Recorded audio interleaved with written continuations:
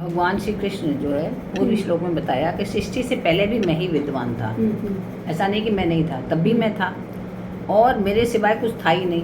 और उसके उत्पन्न होने के बाद भी जो कुछ भी है वो सब भी मैं ही हूँ, मेरे अलावा कुछ भी नहीं है। तो सत असत या सत असत से परे जो भी कुछ कल्पना कोई कर सकता है वह भी मैं ही हूँ।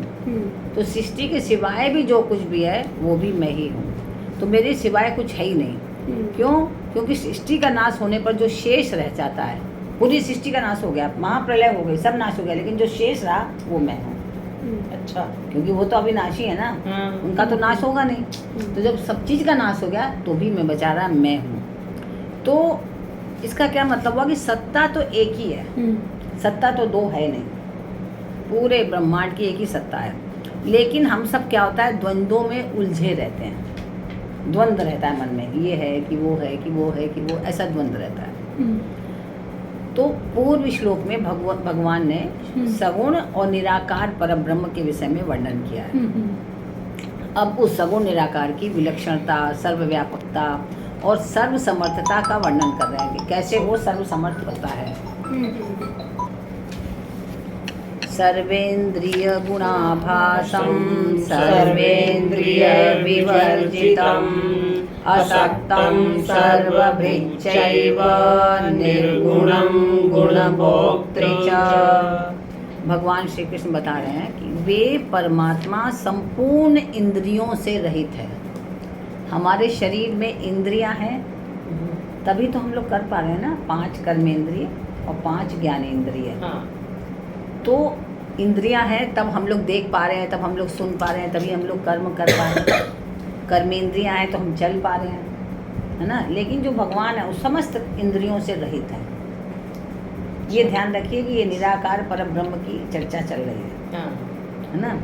तो वो जो है समस्त इंद्रियों से रहित है और सर्वेंद्रिय गुणाभासम, और संपूर्ण इंद्रियों के जो विषय हैं, जो प्रकाशित करते हैं इंद्रियों को, उससे भी रहित हैं। असक्तम, आसक्ति रहित भी हैं।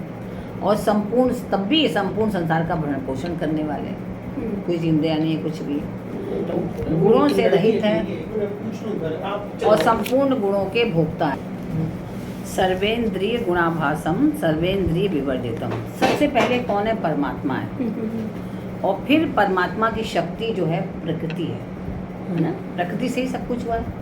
तो सबसे पहले है परमात्मा, फिर परमात्मा की शक्ति जो है प्रकृति है। और प्रकृति का जो कार्य है वो महत्तत्व। अब महत्तत्व क्या है? महत्तत्व क्या है? तो ये महत्तत्व जो है प्रकृति का प्रथम विकार है, प्रथम विकार है महत्तत्व। इसको हम बुद्धि तत्व भी कहते हैं, महत्तत्व को।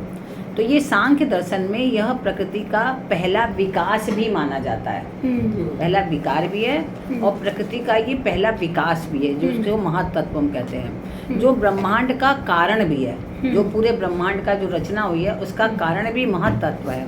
तो समस्त भौतिक ऊर्जा और पदार्थ का स्रोत भी है महत्तत्व। और यहाँ से जीवों को मिथ्या अहंकार उत्पन्न होता है, ये महत्तत्व के कारण। बुद्धि में हो जाता है ना कि मैं महान हूँ। पैदा होते ही देखो बच्चों के मन में एक अहंकार आ जाता है, उसको समझ में नहीं आता क्यों हो रहा है, लेकिन उसमें एक रहता है। तो ये बीज रूप में पैदा हो जाता है उसी समय। इसको तो फिर पहले प्रकृति है परमात्मा की, फिर है महत्तत्व। और महत्तत्व का कार्य है अहंकार, और अहंकार का कार्य है पंच महाभूत। पंच महाभूत और महाभूत का कार्य है मन। मन एवं 10 इंद्रियां। इस 10 इंद्रियों का कार्य 5 विषय है। जो 10 इंद्रियां, इनका 5 विषय है।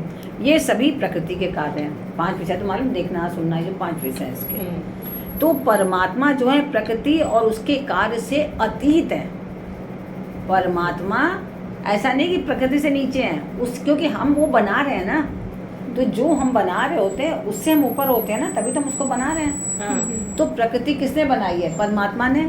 तो ये जितनी चीजों का वर्णन किया गया, इन सबसे परमात्मा ऊपर है, अतीत है। तो ये चाहे सगुण हो, निर्गुण हो, या साकार हो या निराकार, सदा प्रकृति से अतीत ही रहते हैं। किसी रूप में भी हम भज लें, चाहे उनको सगुण रूप में भजें या निर्गुण रूप में भजें, या सगुण निर्गुण रूप में भजें या निराकार रूप में भजें, किसी रूप में भी भजें, ये सदा सर्वदा प्रकृति से अतीत ही रहते हैं। तो वे अवतार भी लेते हैं तो भी प्रकृति से अतीत ही रहते हैं। अवतार भी लिया तो प्रकृति से अतीत ही रहेंगे वो। अवतार के समय वे क्या करते हैं, प्रकृति को अपने वश में कर लेते हैं, तब वो अवतार लेते हैं। जैसे जब भगवान कृष्ण ने अवतार लिया तो प्रकृति उनके बस में थी, वहां पर सारे जेल खाने खुल गए, सब सो गए, बिल्कुल, है ना। यमुना नदी के लिए पास जाने के लिए उनके पास उनको सूट मिल गया, उस पर लेटा लिया उनको। यमुना नदी ऊपर हो रही थी, पीछे से सांप आ गया उनको ढकने के लिए, फिर नदी उनका पैर छू के नीचे हो गई। तो क्या है, प्रकृति उनके अनुकूल है।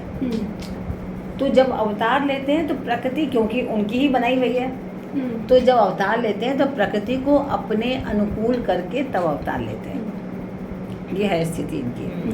तो जो अपने गुणों में, अपने को गुणों में लिप्त और गुणों में बंधा हुआ मानकर जन्मता मरता था, जो भी वह बद्ध जीव भी जब परमात्मा को प्राप्त होने पर गुणातीत कहा जाता है कि अब गुणों से अतीत हो गया। जैसे जो सिद्ध हो गए, जैसे भरत मुनि की, जड़ भरत की हम लोग चर्चा करते हैं, तो क्या कहते हैं, गुणातीत है वो। तो किसके बनाए हुए हैं, परमात्मा के ही तो बनाए हुए हैं, स्वतः तो बने नहीं हैं।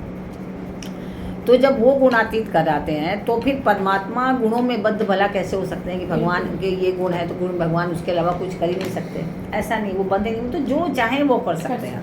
अब आप सोचिए कि जिस समय भगवान श्री कृष्ण द्वारका में थे और इतनी रानियाँ, तो नारद जी को समझ में आया कि मैं जाकर देखूँ जरा, इतनी रानियाँ सब दुखी रहती होंगी, भगवान कृष्ण तो एक है, कैसे सबको सुख पहुँचाएंगे वो। तो जब जाके उन्होंने देखा तो हर रानी के संग वो बैठे हुए हैं, हर रानी के संग वो बैठे, देख के चमत्कृत हो गई, ये क्या है, वो तो एक है।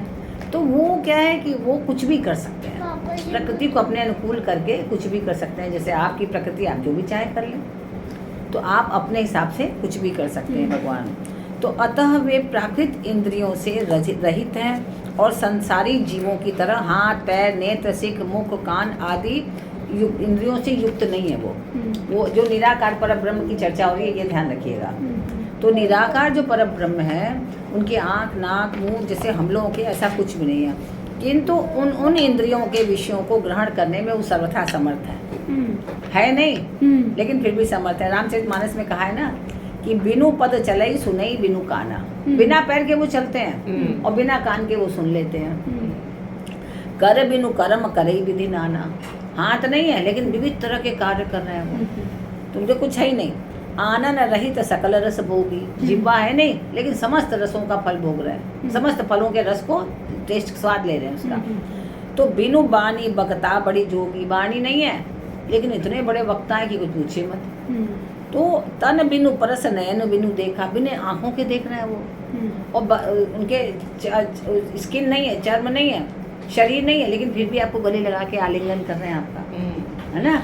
ऐसे निराकार परब्रह्म है। और ग्रह ही घ्राण बिनु बास अशेषा, घ्राण शक्ति नहीं है, नाक नहीं दिख रही है, लेकिन फिर भी वो गंध ले रहे हैं, फिर भी वो ले रहे हैं, हाँ सुगंध ले रहे हैं। तो ये क्या है, ये परब्रह्म परमात्मा की विशेषता, निराकार जो परब्रह्म है उनकी विशेषता है ना।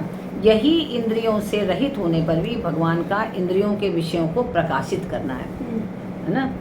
असक्तम सर्वभृच्चैव, भगवान का सभी प्राणियों में अपनापन है, प्रेम है। ये नहीं कि किसी एक से ही प्रेम करते हैं कि अगर हम भक्ति कर रहे हैं तो हमसे ही प्यार करेंगे और जो भक्ति नहीं कर रहा उससे प्यार नहीं करेंगे, ऐसा नहीं है। वो सबसे प्यार करते हैं। जैसे एक माँ है, अगर बच्चा बहुत